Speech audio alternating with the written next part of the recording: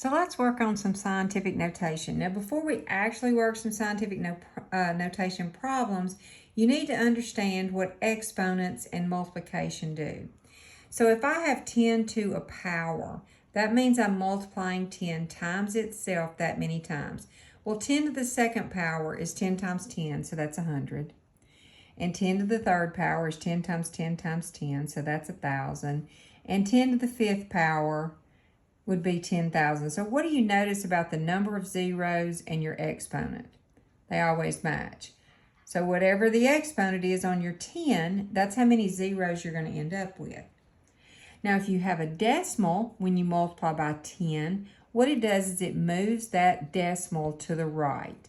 So if I take 2.357 times 10, it's going to move that decimal over one place to the right. So now it's 23.57.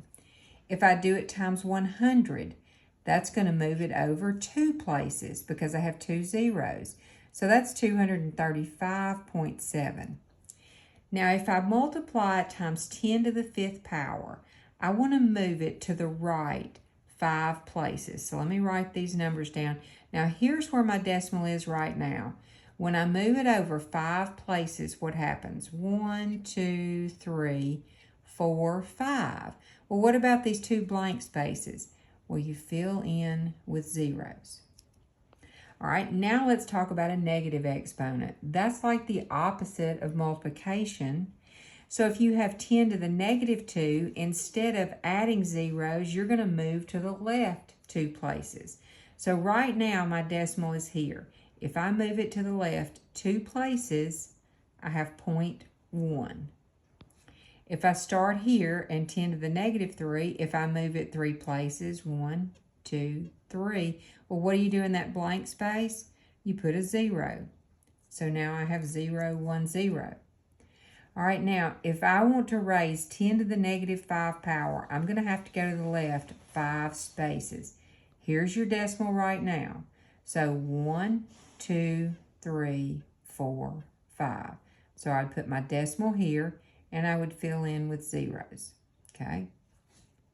So now, what if I take 6 and multiply it times 10 to the negative 2? Well, what you're going to do is take 6. Now, where's your decimal right this minute? It's actually right here, even though you don't see it. So if I want to go to the left 2 places, this is going to be 1, 2.